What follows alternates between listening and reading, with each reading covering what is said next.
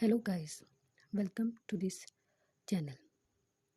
Students, in today's lecture, we are going to study about array. Before understanding the definition of array, we understand array with the help of this example. Here we can see that there is an array of 5 size. It means that in this array, 5 elements can be placed. These 5 elements are 126, 32, 230, 21, 200. These all are integers. So we can say that this is an integer type array of size 5. Array always starts from the index 0. When I am saying that the size of this array is 5, but when I am showing or using the index for the stored value, you people can see that the last digit is stored at index 4 because our array starts from index 0. So when we start array from index 0, then first integer will be placed at index 0, second integer will be placed at index 1, and so on. Students, Java array is an object which contains element of a similar data type.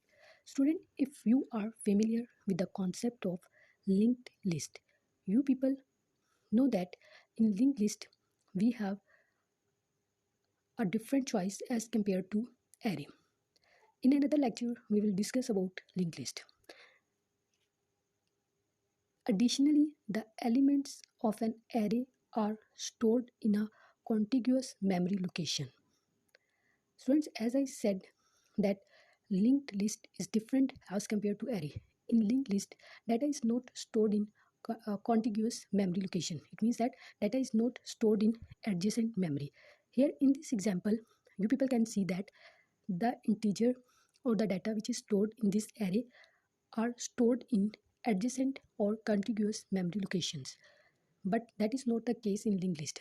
In linked list, data is stored randomly, but one node has the link of the next node. Now we come towards array.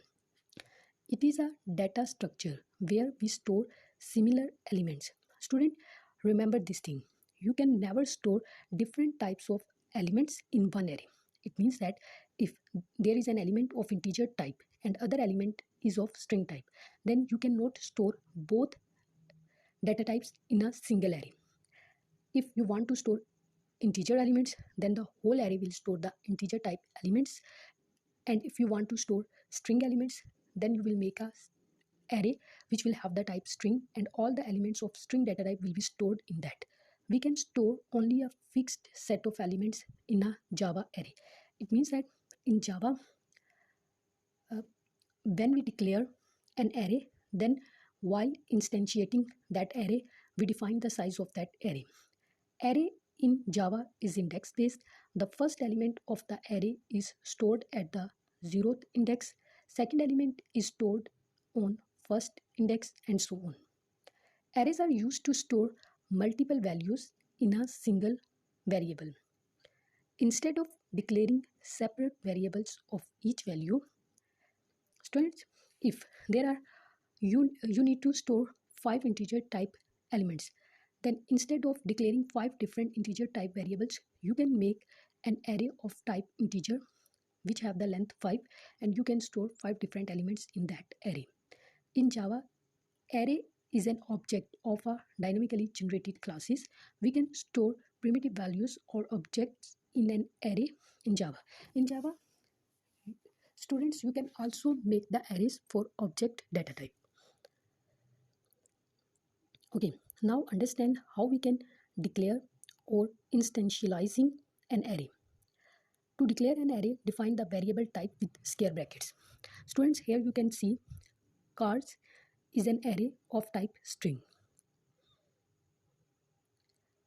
Okay, to insert values in an array, we can use an array literal, place the values in a comma separated list inside curly braces. Here you can see that now the cars string has 4 different values. In this way, we can store the different values in an array.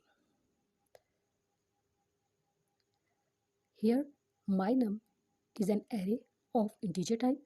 This array has 4 different elements of integer type. First one is 10, second is 20, third is 30, and fourth one is 14. Thank you guys.